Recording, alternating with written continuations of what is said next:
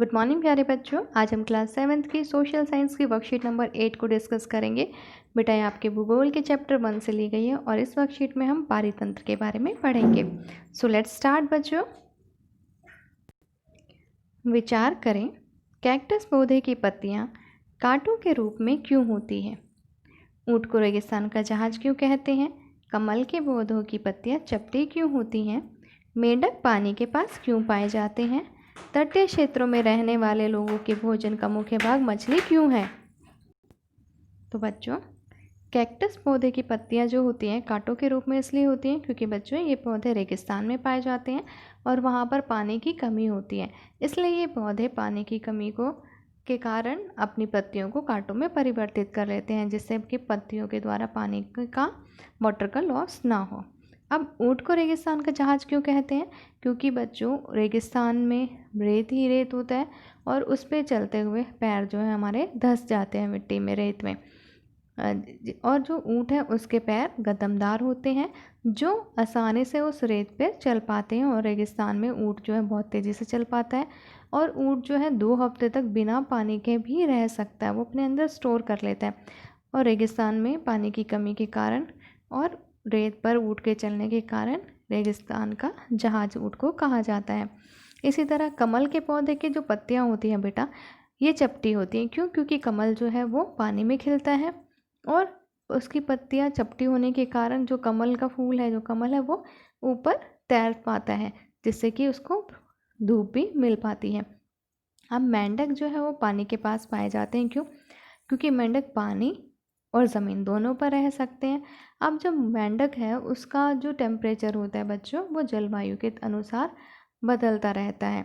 और जो मेंढक है वो छोटे छोटे कीड़े मकोड़ों को खाता है, इसलिए ये पानी के पास रहता है। तटीय क्षेत्रों में रहने वाले लोगों के भोजन का मुख्य भाग मछली होता है, क्योंकि तटीय क्षेत्रों में मछलियाँ सबसे ज़्यादा पाई जाती हैं, इसलिए वो लोग समुद्री भोजन खाते हैं, समुद्री जीवों को खाते हैं। तो मछलियों के ज़्यादा होने के कारण वहाँ पे वो उनके भोजन का मुख्य भाग बना हुआ है। अब बात करते हैं बच्चों, विभिन्न स्थानों पर पाए जाने वाले जीव जंतु, वनस्पति एवं लोगों के रहन सहन के तरीके भिन्न होते हैं। सभी पेड़ पौधे, जीव जंतु एवं मानव अपने आसपास के पर्यावरण पर आश्रित होते हैं। वे प्राय एक दूसरे पर भी आश्रित हैं। जीवधारियों का आपसी एवं अपने आसपास के पर्यावरण के बीच का संबंधी पारितंत्र का निर्माण करता है। अब बच्चों, जो विभिन्न स्थान होते हैं वहाँ पे पाए जाने वाले जीव जंतु, पेड़ पौधे, लोग, उनका जो रहन सहन है वो सब अलग होता है। जैसे कि अभी हमने ऊपर के एग्जाम्पल्स में भी पढ़ा कि जो कैक्टस होते हैं उसमें पत्तियाँ जो कांटों के रूप में होती है।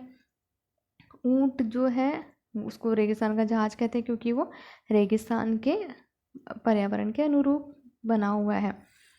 तो जो मछलियाँ हैं वो रेगिस्तान में नहीं रह सकती क्योंकि उसको पानी में रहना होता है, पानी उसके जीवन के लिए ज़रूरी है। तो हर व्यक्ति का, हर जीव जंतु का, हर वनस्पति के रहन सहन का जो तरीका होता है वो अलग होता है। और सभी पेड़ पौधे, जीव जंतु है, वो मानव जो है वो अपने आसपास के पर्यावरण पर आश्रित होते हैं, क्योंकि मछली जो है उसके आसपास पानी, उसको पानी चाहिए, उसके आसपास का वातावरण। जीव जंतु जो हैं वो अपने, और मनुष्य जो है उनको अपने खाने के लिए, रहने के लिए, खाने के लिए भोजन चाहिए, रहने के लिए घर चाहिए। तो इसके लिए वो किस पे आश्रित होता है? पर्यावरण पर आश्रित होता है।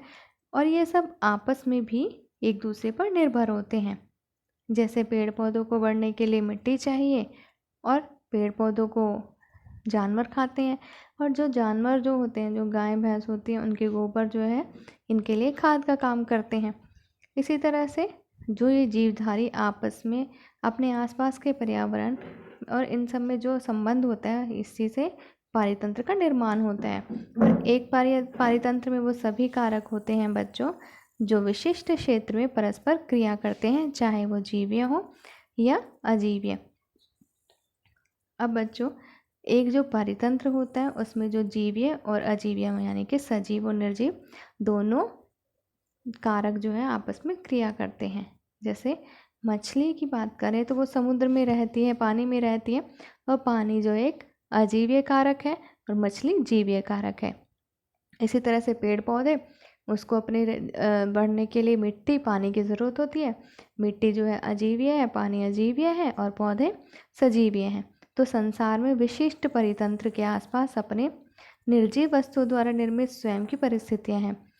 वह स्थितियां निर्धारित करती हैं कि किस प्रकार की जीव वहाँ रहने के लिए सक्षम होंगे।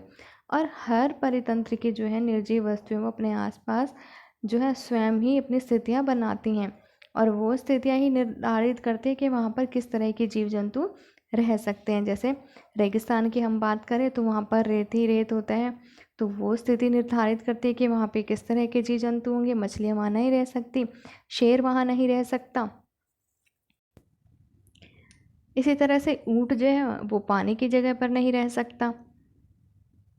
तो जो निर्जीव वस्तुओं द्वारा निर्मित परिस्थितियाँ होती हैं वही निर्धारित करते हैं कि उस परितंत्र में किस तरह के जीव जंतु पेड़ पौधे रह सकते हैं।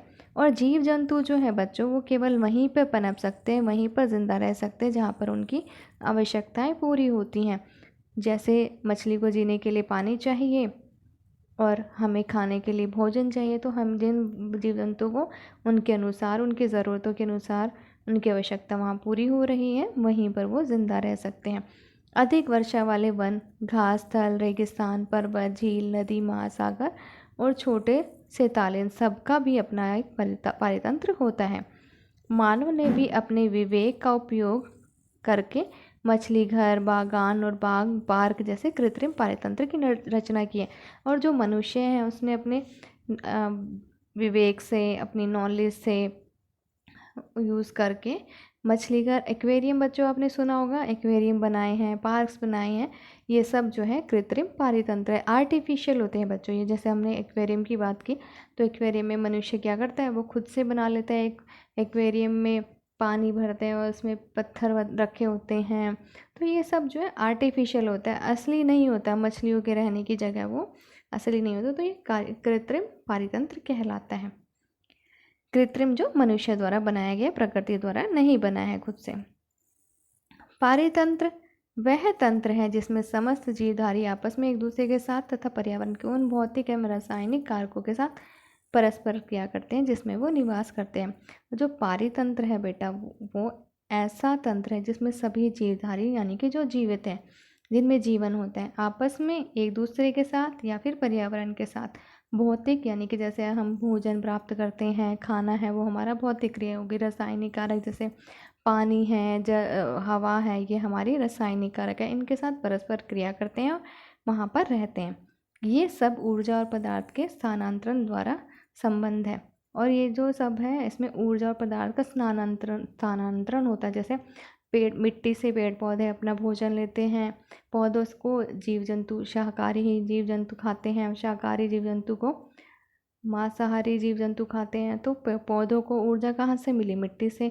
अब जानवरों को पौधों से ऊर्जा मिली, अब उन जानवरों को मांसाहारी जानवरों ने खाया तो उनको उससे ऊर्जा मिली। तो ये जो तंत्र ये चलता रहता है। आई होप बच्चों आपको यहाँ तक ये वर्कशीट समझ में आ गई होगी। अब हम इस वर्कशीट के क्वेश्चन आंसर्स को डिस्कस कर लेते हैं। बेटा हमारा फर्स्ट क्वेश्चन है, पारितंत्र कैसे बनता है।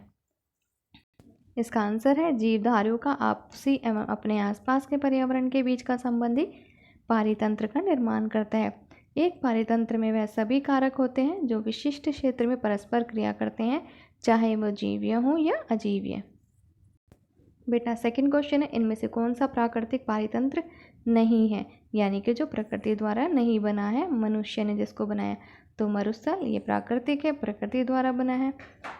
पार्क को मनुष्य ने बनाया है, वो खुद से नहीं बनता। वन प्रकृति से बने हैं, समुद्र प्रकृति से बने। तो कौन सा इसमें से प्राकृतिक नहीं है, पार्क, इसे मनुष्य ने बनाया है। थर्ड क्वेश्चन है, दिए हुए संकेतों की सहायता से परितंत्र को पहचानिए। संकेत में हमें पर्वत, मरुस्थल, वन और तालाब दिए हैं। तो पहला है मछली, पानी और कमल का फूल जहाँ रहते हैं, ये कौन सा परितंत्र होगा बच्चों, तालाब। तो ये हमारा हो जाएगा तालाब। उसके बाद है बच्चों नेक्स्ट है बच्चों, रेत, ऊंट, कैक्टस का पौधा। तो ये कहाँ पाया जाता है, हमें मरुस्थल में। तो ये परितंत्र है मरुस्थल का। उसके बाद है नेक्स्ट हमारा बच्चों, घने पेड़, जंगली जानवर, मिट्टी, ये सब कौन से परितंत्र में पाए जाते हैं, वन में। ये हमें वन में पाया जाता है। शंकुधारी वृक्ष, पेड़, बर्फ़, ये कहाँ पाए जाते हैं? पर्वत। तो ये हमारे पारितंत्र हो गए। आई होप बच्चों आपको ये सभी क्वेश्चन समझ में आ गए होंगे। अब बच्चों वर्कशीट में यहाँ पर हमें एक संदेश दिया है कि नियमित रूप से अपने हाथों को साबुन और पानी से धोएं। तो बच्चों कोरोना से बचने के लिए हमें नियमित रूप से अपने हाथों को साबुन और पानी से बार बार धोना चाहिए ताकि हम इस कोविड से बच सकें। आई होप बच्चों आपको ये वर्कशीट क्लियर होगी, समझ में आ गया होगा। अगर आपको कोई डाउट है तो कमेंट सेक्शन में कमेंट कर सकते हैं।